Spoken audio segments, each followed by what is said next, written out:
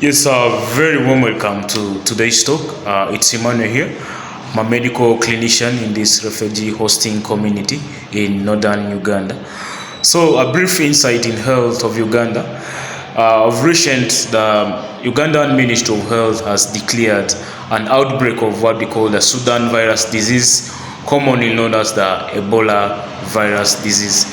This is a very highly infectious hemorrhagic fever disease which is really so much common in the recent years, and this is not for the first time in the history of Uganda that there has been an outbreak of Ebola. About 4 times or even more cases has been registered in the several years which has been unfolding.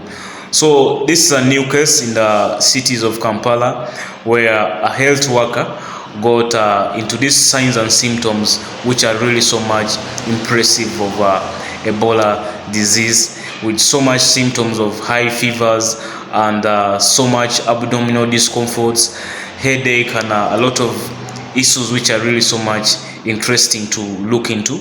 And this demands a lot of collective actions to see how this can be managed effectively to avoid a future spread of this disease to other parts of the country or even to other countries, the neighboring countries more so, which is really going to be so much fatal for this case. And a better intervention should be done by the Ministry of Health of this country, and also the World Health Organization should come in to see how we can impact in this case of an outbreak like this one here, because it's really so much infectious, and more so the health workers who are the frontline workers are so much at risk.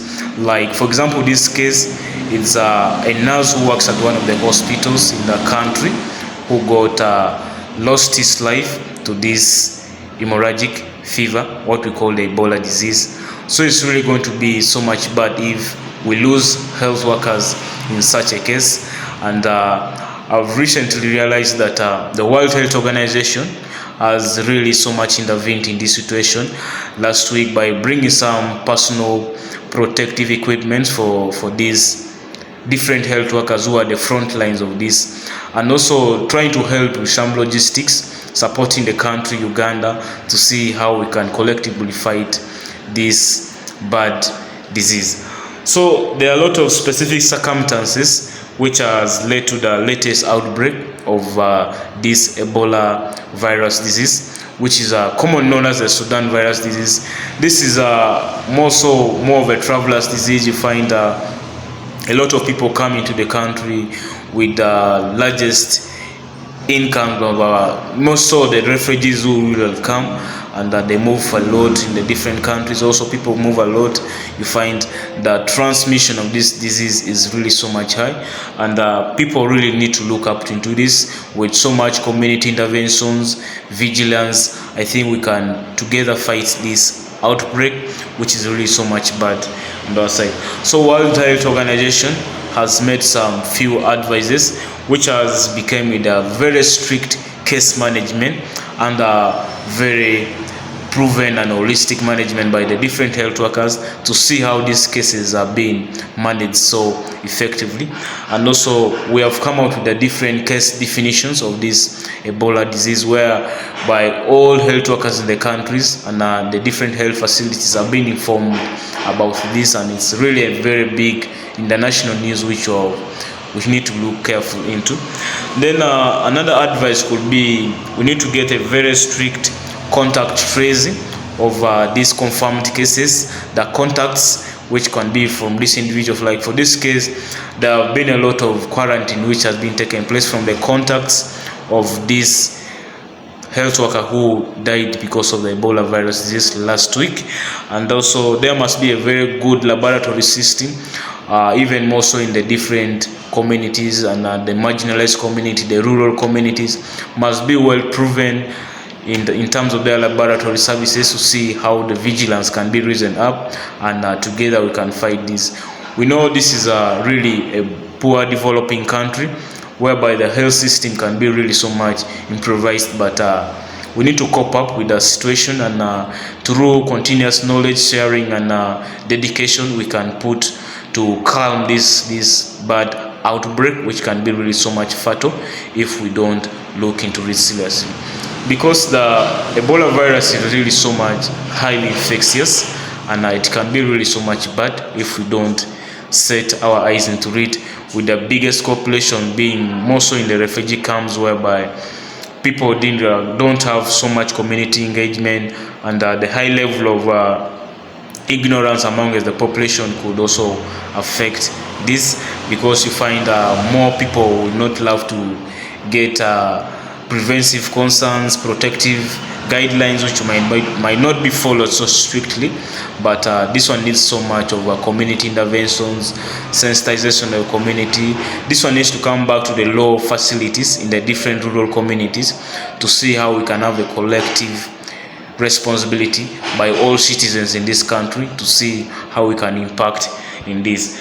There should also be a very good implementation of the infection and prevention control measures in the different health facilities, especially to the health workers who are really so much at the front lines of this. We have lost so many health workers because of Ebola disease in the first outbreak in this country, which was this many years ago. And also we need to get so much into social mobilization, and to keep a very high level of vigilance, educate the community about the different case definitions of this disease, and also knowing the signs and symptoms, because early reporting can be really so much important, because we can get a supportive care if a patient is reported so much early, to see how we can restore life back into this kind of person. So it's really going to be a very big collective responsibility, and more updates have been coming in, and even today and yesterday there have been some confirmed cases in the central labs which were tested positive for this same Sudan virus disease. This is not the first outbreak in Uganda, as I repeat. It has been there for many years. Also the different neighboring countries, the Democratic Republic of Congo, and also the first insight was many years ago in Liberia, in Africa. So it's so much of vigilance and community sensitization to see how we can put health into this Ebola virus disease. So I would love to also bring to some notice about providing the proper protective equipments to this personal protective equipment to the health workers in the different settings, because these are the people who are the front line of this, and we need to protect them. Like for example, we lost a health worker because of this case, so the remaining health workers need to be really so much vigilant and protect themselves by putting on personal protective equipment. We know it could be in low supplies in the different facilities, but as a health worker, you should take concern, individual concern about your health, and you take into action, you take charge of your health by acquiring for yourself these personal protective equipments to see how we can bring into health all these conditions all together. So you need to spread this news about this outbreak in this country, where even the travelers and everyone around the world should really so much impact in this, to see how we can together fight this Ebola virus disease. So I'll leave you with the video to see. Postmortem samples confirmed Sudan Ebola virus, and want to thank the teams that worked overnight to make sure that we got these results in time and were able to start immediately the work. And I want to tell you, by the time we came here to do some declaration, so many activities have already started, so we didn't want to wait anymore. So we also wanted to say that although this patient was our work and working on the ward,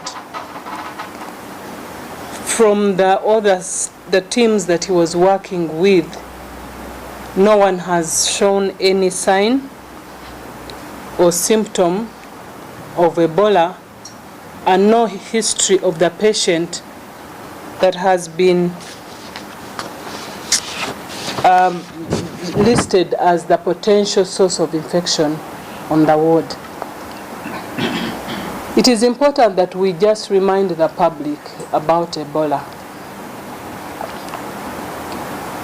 Ebola is a severe and often a fatal viral illness. It spreads through direct contact with infected body fluids or contaminated objects. The virus can be transmitted through human-to-human transmission via direct contact through broken skin or mucous membranes with blood or body fluids of a person who is sick with or has died from Ebola. It can also be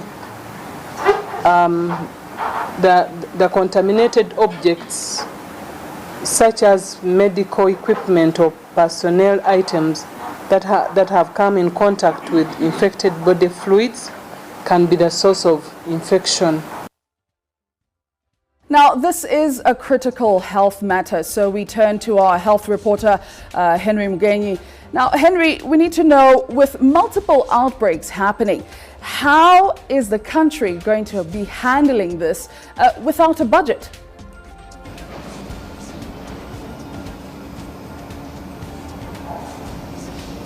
It's quite challenging, the fact that this outbreak comes at a time when the country is already dealing with the mpox outbreak that has already had a toll on the population. So many cases that have been identified in Kampala, but within also the country as a whole.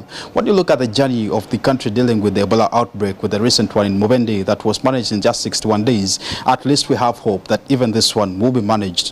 When you look at the journey stemming from 1976, when the first one was identified, the one of 2000 in Gulu that claimed over 200 lives, also the subsequent ones of 2011, 2012, and the most recent that I talked about. We hope that the powers that be can dedicate enough resources such that these outbreaks can be averted as soon as possible.